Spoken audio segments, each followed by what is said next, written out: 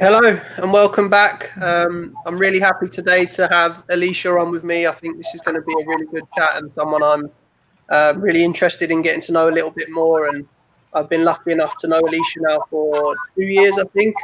We've known Yes, each other. yes, years. If you don't mind, Alicia, can you just kind of introduce yourself, where you're coaching, and we'll go from there. Yes, I'm Alicia Wilson, coaching at Navarro College here in Texas, Corsicana, and yeah, I'm here for this is going to be my sixth season. Okay. So Yeah. you're originally from Jamaica, right? Yes, originally from Montego Bay, Jamaica. Okay. So probably a little bit of a different upbringing than myself. How Yeah. did you kind of get into soccer at an early age in Jamaica? Was it a big thing for you locally, or was it something that you kind of just excelled at from a young age? Well, my path was a little different because growing up, I don't know if you know about netball. Yep. Yes, so I grew up playing netball and doing track and field. So for those who know or hear about Usain Bolt and those people, like our culture is based around track and field, cricket, and soccer. But I wasn't involved in soccer at a young age. I was doing netball and track. So Okay. I did those in my early years up until about 13, 14 years old. And I guess because of my athleticism and then being around the boys and we're playing scrimmage in the street barefoot. Yeah. Yeah, so just growing up and being around the boys and learning to play in the street, then once I got into high school, I realized that girls are playing more, even though there was not a league at the time, like high school league. Hmm. So that kind of got my interest because the boys at the high school used to do pickup as well. So I'd go play with them just out of pure fun and Okay. So enjoy the game. did that kind of lead into you coming over here to play then? Is that how you ended up playing? Yeah. So um, it's crazy. And a lot of people hear my story and they're like, no way. So what happened is I kept playing netball. And by the time I graduated high school at the age of 18, I enrolled into a sports college. It's called GC Foster College of Physical Education and Sport, one of the top ones in the Caribbean, and that's where most of the coaches are produced from in the Caribbean region. And so once I went there, I continued to play pickup with the college guys there as well. So I've not really entered into organized women's soccer. Hmm. And so one day, the national U23 team came in for camp, and so the guys went over to the coach and they were like, "Listen, coach, we have a player here. You have to see her." Yeah. And they asked him and said, "Would you be interested in her joining the group and you taking a look at her?" And he said yes. So I was like, "Hey, it's a no brainer. They're camping there. You know, there were like 33 girls at the time, and so at the end." He would have picked 23, and then they were going to play like a club team out of Canada. Okay. And so I went into the camp and I trained and everything. And at the end, I was selected in the 23. Yeah. Crazy then. So kind of like a little bit of an off chance, really. It just kind of happened, and you just rolled with it, I guess. Yes, yes. So at the time, I was like 20 years old. Hmm. So really, like my first selective, like seriousness of the game, really. And so I think mainly because of my athleticism and speed and tenacity, why I got picked. But just the overall knowledge of the game didn't quite develop Yeah. yet. And so after the camp, I started to go into like at the college, they had little rooms like that you could go into and train. So I took my cones, I got my soccer ball, and I went in there and all it off the wall and dribbling Hmm. through the cones and so it was through doing that where my skills developed and me getting much better. And so the senior team got called like several months later, and I was called into the senior team. So by then, all those trainings that I was doing right after the under 23 had prepared me to step into the senior national team. So And you pretty much went from no organized soccer at all straight into national team, pretty much. Yes, it's crazy. That must have been a really, was it a difficult transition for you, or was it something that you just kind of, you were like, let's do it, let's go with it? I was driven, man. Like, and I guess because I was athletic, so there was not many women who could outrun me. Hmm. So I basically could get my way around the park pretty well with Yeah. my speed. And so after being around the training and learning and everything, it just comes naturally. It's crazy. Okay. Yeah. So your experience with the national team, did that lead to you coming to college in America?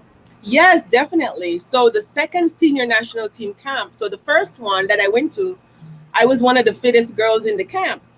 And so just my level of concentration and discipline and everything like that, the coach decided to make me captain the second camp. Hmm. And so I was like the one leading everything and kind of, just in terms of an example then in terms of fitness, focus, discipline, just those aspects of it. And so about 2 years after that, there was a college in Mississippi called William Carey College. They had male players on their college team, and so they're wanting female version of the Jamaican players. Yeah. And so they reached out to the coach and said, "Do you have any female players that you want to recommend to go?" And naturally, they said, "Yes, we'll recommend Alicia to go."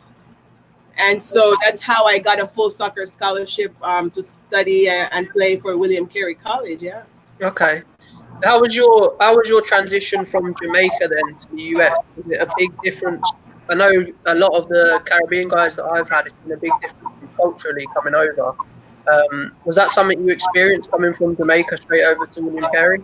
Yeah, it was. It was because, like, for example, in the Caribbean or in Jamaica, if somebody's inviting you out to eat, we're going to pay for it for you. You don't have to worry about bills or anything. So when I came, I had to learn, like, no, you got to take your own money to pay for your own food. And just the way how we care about each other and look out for each other, it was different. Like, you're kind of on your own, so you have to figure it out and get with it and learn fast. So yeah, it was different. It was very different. I think that's a big thing really for the Caribbean people coming over, because I obviously have a lot of friends from Jamaica, from Trinidad, that have all said the same thing. You know, the cultural aspect of the US and college soccer, in a sense, is so different from what they used to be back home.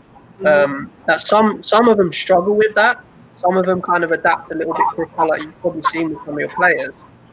Would you say that's probably the biggest challenge for players coming from the Caribbean? Yes, that's the biggest challenge because everything is kind of laid back, easy running, easy going.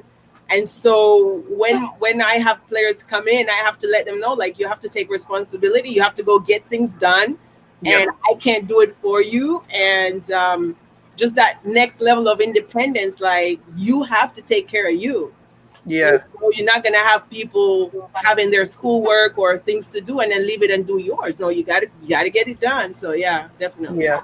So we can dive in a little bit to your college career. If you can kind of run us through, how you did in college, athletically and also in the classroom. Just give us a little bit of info on that. And then after that, we'll kind of move into your coaching a little bit. Yeah. So once I got into, it was in Gulfport, Mississippi. They had a campus for William Carey on the coast. So they had one campus on the coast, they had one in Louisiana, and then they had one in Hattiesburg, Mississippi. So the one on the coast was the one that had just soccer program, both male and female. And so my first year, I came in as a striker. So I scored like 23 goals that season and everything like that, and made honorable mention for All-American. Made first team all conference, first team all region. The second year was when I picked it up. The coach turned me into like a defender. So I went to center back right away and made player of the year for the conference, player of the year for the region, and made second team All-American, I believe. So yeah, so and then third year, same thing. Fourth year, same thing. But I was really comfortable playing in the back, and so during those 4 years, the national team would call for me to come in and join the squad when we have like CONCACAF World Cup qualifiers or Olympic qualifiers, I would go in and join the squad and go to tournaments. Yeah. I think something you've kind of breached into there, which I think is important for athletes, is you scored 20 plus goals as a freshman, and then you got moved to centre back. I think a lot of people would have struggled with that. Does that make sense? Because yes, definitely. I think a lot of players that come to America, or even the Americans that are here, have it kind of stuck in their head. I play this position, and I think in college it can be so different. So how was it for you going from scoring all these goals as a freshman to going back to centre back? Was it something you embraced kind of openly, or was you a bit suspect at the time? I embraced it because like my thought process of the game is whichever position you play, as a player, you have to find ways to prevent other players from scoring goals on your team. Mm-hmm. And so for me, just being back there, I think I picked my level up a whole nother level, just the communication to the people around me and the level of concentration and organization back there. So I think it actually helped my game, really. Yeah, I think that's great. It shows you're obviously playing at a high level at the time, and just being willing to basically be a good teammate and do what the team needs, I think is really kind of undervalued sometimes with some players. But it shows, with you playing at the top level and being willing to do that if you could do that, anyone on your team should really be willing to do that. So I think that's a great piece for people watching to kind of take on, that maybe you come in as a striker like yourself from high school or from club in different countries, and the coach, even yourself, might be like, what, for me, you're right. And that's just kind of how it works here. And you have to find your role in the team and do it to the best of your ability. Correct. And that's the thing, like, you have to be unselfish. So sometimes you have your goals and you have your dreams of what you want. But to be honest, we don't really know what's best for us. We just have to get into whatever and trust the process. Mm-hmm. It's a process. It's not an overnight thing. Just trust the process. Be disciplined. Be dedicated to what you're wanting to achieve out of it, whether it's fitness, whether it's speed, whether it's just being very understanding of your role and responsibilities and just getting it done. Yeah. So let's kind of bridge out of your college career now a little bit. After you graduated, did you jump straight into coaching? Was it something that you thought you wanted to do right away? So it's kind of crazy because while I was at William Carey after my third year, we had a new coach coming in for my fourth year. And so there was a Division II university who wanted me to transfer. But my school wasn't willing to give me a release. So I was like, my degree is more important. So I'm just stay that last year and then finish up, because that to me, like, your education should be primary. Yeah. Because one day you're gonna stop playing. So what I did, I got my bachelor's in psychology, and then there was a semi-pro team called the Asheville Splash in North Carolina. And so the coach for the school that wanted to recruit me was the coach for that it's W League at the time, was the W League team. So he asked me if I would like to come and play during the summer, and I said, yeah, why not? Because at the time that I got out of college, the professional league was folding. Yeah. So that's when you had like the Atlanta Beat, where Charmaine Hooper was playing for that team at the time, and several other stars. So I went and played that summer up there, made like several W League teams of the week and stuff like that. And we played against the Atlanta Beat, and the coach was very interested at the time and wanted to have me join that pro team, but the league got folded. And so in 2005, I transitioned to the New Jersey Wildcats. So they were still in the W League, and I played semi-pro there as well. And during that time that I was playing, I was also I was admitted into the graduate program at the University of West Florida. Okay. And so after I finished playing that summer, I started the fall into that graduate program for exercise science. So I got my master's there in exercise science. Did you start coaching whilst you were doing your graduate studies? Yes. So after New Jersey, and then I did the fall semester for my graduate program. I did the spring, so that's 2006. That summer of 2006, I went over to Iceland to play pro. And so I would come back the fall of 2006, do my master's and the graduate assistant coach for the University of West Florida. And then I went back again in 2007 to play again after I graduated with my master's degree. Okay. Yeah. And then how did you end up at Navarro? Because Navarro is kind of, it's not in the middle of nowhere in Texas, but it's a smaller place in Texas. So how did that kind of happen for you? I had no idea where Corsicana was. So after I came back from playing pro in 2007, I had taken my fiance with me at the time, and we decided to get married. He's from Costa Rica. Mm-hmm. And so once I got back into the U.S. after finished playing in Iceland, I went to Costa Rica, and I lived there in 2008 all the way till 2012.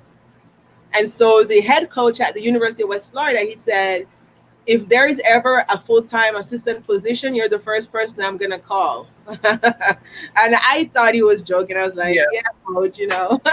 So in 2012, he called me up and was like, hey, they're opening up the position. Are you willing to, you know, move your family all the way from Costa Rica to come and be our assistant coach?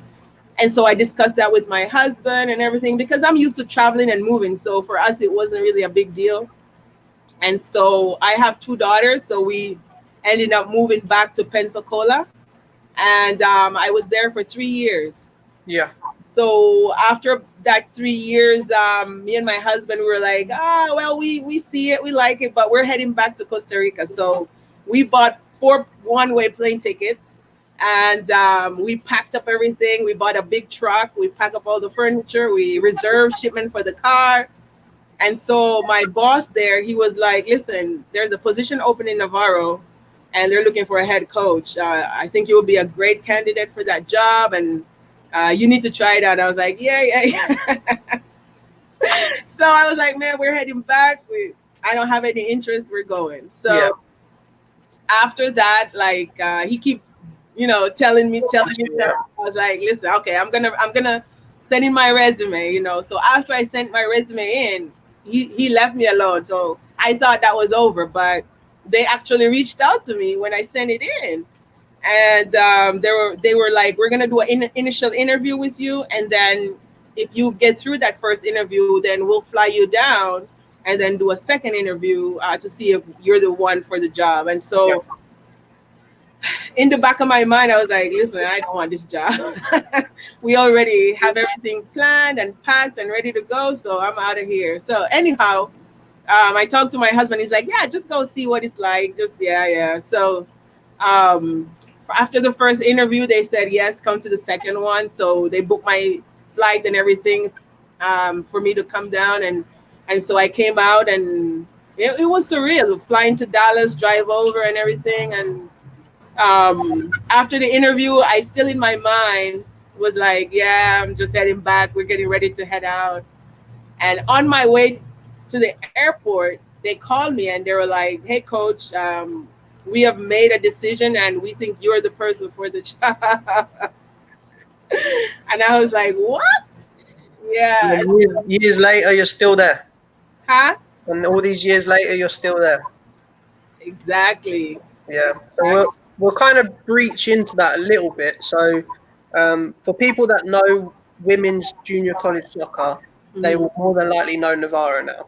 I think it's fair to say you've built let's say a powerhouse down there now for women's soccer. I think you guys have obviously been very successful whilst you've been there. Do you think there's anything that you've done specifically since you got there that's enabled the program to kind of grow in that way?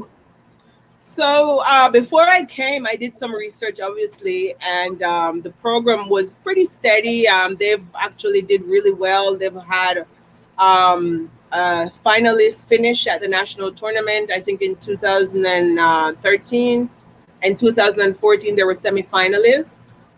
So the coach prior, she did a very good job, and it was like recruiting Jamaican kids who are like Trudy Carter and Shanice Foster, just players like those who came in and did a great job.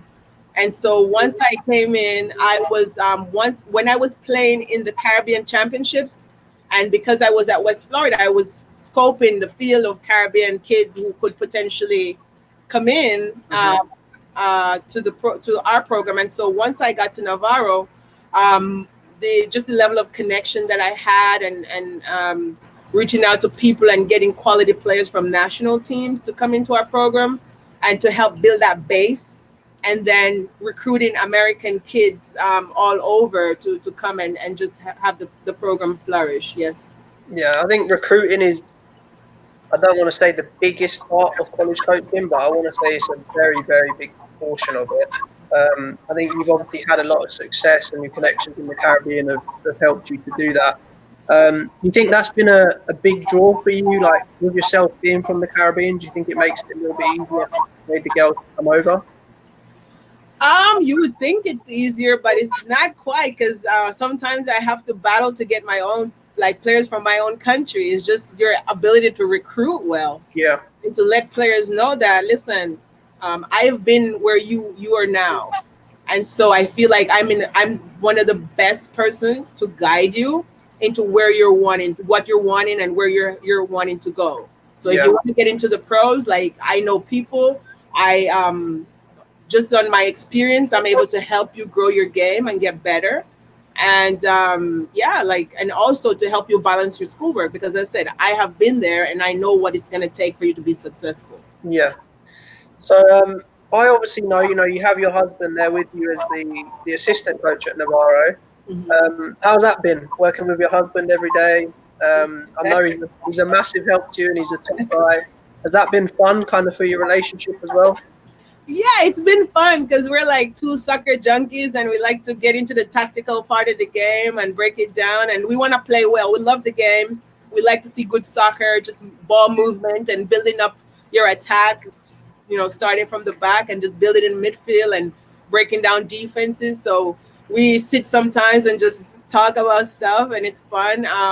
But he's also a professor, so he teaches English. He's also ESL because of his Spanish background.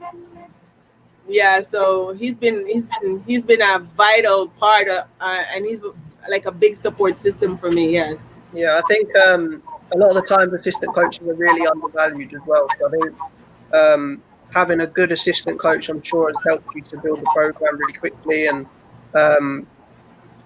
you obviously were an assistant coach for a couple of years at West Florida, and I think they're pretty undervalued, and they do a lot of work that maybe some people don't see.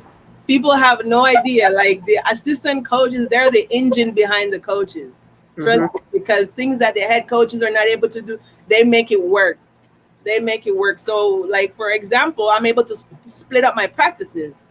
So, and focus on a certain, like, he's working with the defenders, or working with the goalkeepers, and I'm working with the attacking unit. And then we have to put everything together and make it, just make it flow how we want it to. So it's huge, just in terms of the assistant coaches that you have, and they know what you're looking for, you know what I mean? And they understand what you want and the quality that you want, and it's important. Yes. Yeah, I think having a good connection with your assistant is obviously massive, because it can go both ways. If you're on the same page, it's great. If you're not, then it can kind of cause problems. Yeah. So I think, as a younger coach, maybe coming up, I would say, if you do get a chance to be an assistant, make sure you listen to what the head coach is saying, and kind of make sure you're on the same wavelength, to help push the program forward a little bit. Yes. So let's jump into Alicia going forward. Where's the plans going forward for you? I know you're kind of settled at Navarro now, and you guys have built yourself up to the top.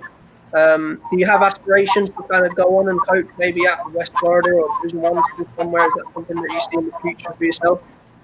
So I've had several coaches ask that question, because even recently I was on the coaching staff for the Jamaica national team at the Olympic qualifiers. I was one of the assistant coaches, and I've had some talks with the head coach of, like, he has connections and want to get me into a big program and stuff like that. And from my foundation, I'm not really the kind of coach who goes after, like, want to go big and for money reasons or for status. So my mantra has always been to trust God And whenever that opportunity opens up and when it comes and he feels I'm ready to step into it, it'll happen naturally. Yep. And that's how my whole life has been, just in terms of once I finish one area and to step into the next, it's a smooth transition. I don't have to force it. Yep. Because I had no plans to come to Corsicana to come and coach. And in the end, just with the offer and everything, he's like, this is a no-brainer. Just step in. And I know you've been also doing, your coaching licenses and stuff. We did one together in Texas at one point. Is that something that you would recommend to younger coaches as well, trying to get them done? Yes, and that's something that's very important, because even though we've played at the highest level, or you feel like you might have those experiences, just going and seeing the teaching aspect of it and have it broken down into simplified form. So it's not how good you were or how good you are that's going to get the information to the players. It's how can you transfer knowledge? How can you get them to understand what you're wanting them to do? How can you teach?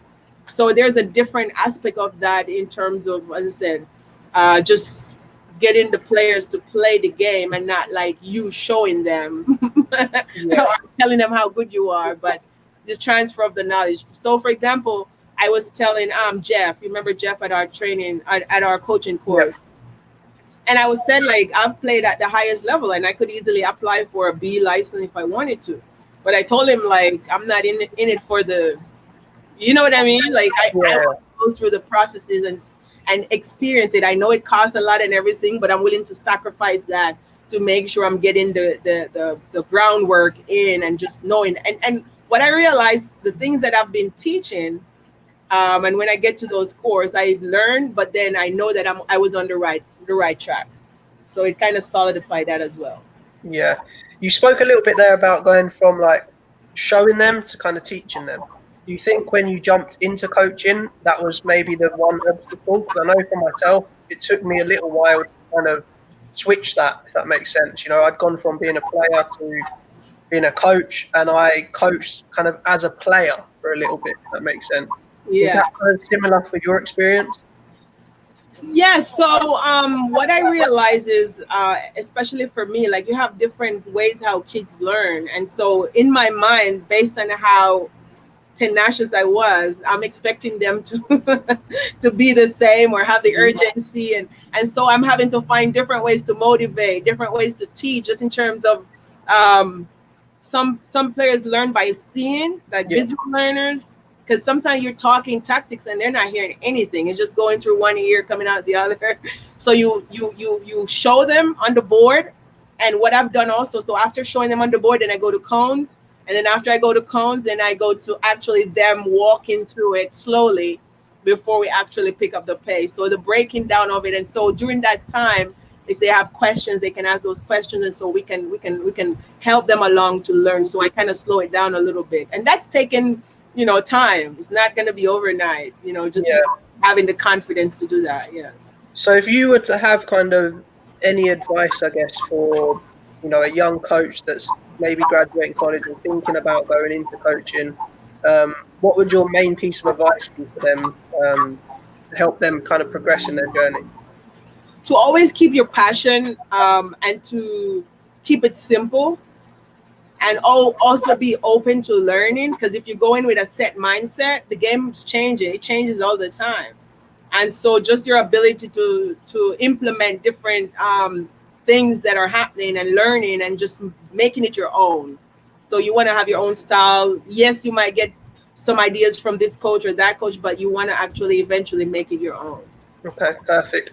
And then going forward, we kind of in limbo a little bit, I guess, for the season. I don't know if NJCAA has said anything yet. The goals for Navarro, next season, I'm sure I already know, but if you want to kind of explain to us what the goals are for next year and then going forward. Yeah, so our goal is always to win a national title. And now we've had 2 back-to-back national championship appearances. And so as you say, it comes down to recruiting, but we think we did a good job this year, and we're looking forward to this group coming in right away, and they're very knowledgeable and just doing the groundwork behind the scenes. So we're sending workout programs for them to get their base fitness. So once they come in, we can jump right into how we want them to play and what we want them to do. So we're looking forward to the season. However, we know that there might be some delays just based on what's happening. And so for me, like, I'm always flexible, whatever the government decide or the state, we will comply with that. But we're still planning as usual to have players move in for preseason, and then we'll go from there. The school like Navarro is making the necessary adjustment just in terms of rooming arrangements and different things like that, just to follow the social distancing guidelines as well as protecting our athletes. So Okay. And last question I kind of wanted to ask you. I get asked quite a lot by parents and students, especially about the junior college route. So you've done a good job of moving players from Navarro onto new schools. Is that something that is difficult, or have you guys kind of done that pretty well? I'm assuming with the level of players that you have, it's not maybe as difficult as for some other programs, but you've had relative success in that. Is there something you think you do really well, is moving the players on to new schools? yes, I find that because our players that have moved on in the past have gone on and done really well. I tell the players every year that they come in, I say, I don't have enough players to provide to the coaches. Mm-hmm. So that tells you, like, every player will find a school. Yep. It's that crazy. And now, like, I've gotten like almost 10 or more emails for coaches asking for players right now. And I was like, all my players have already signed and gone on. So many coaches, they get going immediately after the season. And so the players, they'll go visit and do different things. So by January, February, they're signing. So they know exactly where they're going. So I tell my players that when you come in, you have to be willing to learn and get better. Mm-hmm. The schools will come. Like, we have tons, like one year, one player, she had like 30 full offers. Mm-hmm. That's how the schools were contacting me and like, listen, we have a full scholarship. I was like, Yeah. so 29 others. So you just have to connect with the players and build a relationship with them, so they'll go to your school. So it's been great. Like, we don't have any issues with getting players to go to other schools. Yeah, I think the JUCO route is great for certain players. I think obviously I coached in JUCO for 2 years, and I think we also moved a lot of players on, and I think it's the perfect route for certain players. And if you do it right and go to the right program, it can obviously benefit you in the long run. From your point of view of coaching in JUCO, coaching at West Florida, do you think there's a big gap in between the levels, or is it kind of similar? Not really. Well, for us, so because we have really good players, when we've played Sam Houston State, we've played UNT, we've played Texas A&M Commerce, we've played Abilene, and we've had great results against those teams. And so that's also an exposure route for our players, so these coaches can see the level and see the players as well. So what I would say is, so especially when you go recruiting, these schools, obviously they're 4-year and stuff like that, but I tell players, like, you go there and you sit on the bench because you have to wait on sophomores, you have to wait on juniors and seniors, obviously. And so by the time they get to you either lack your passion for the game, and so you don't want to continue. So I say, if you can get into a good junior college program, I think that's one of the better routes, because coaches are contacting us first for players. Why? Because they have players with experience and players that are coming in knowing how to study and play and balance that, so they don't have to have a lot of issues giving that time for players to learn that. So when you get a freshman out of high school, you're going to have to teach them all that. And so coaches are wanting the players to be ready right away to go. So I think junior colleges, that's why we have such high rate of players moving on. Yes. Yeah, I think it's definitely starting to increase as well. I think more 4-year coaches are starting to look into junior college as a good route.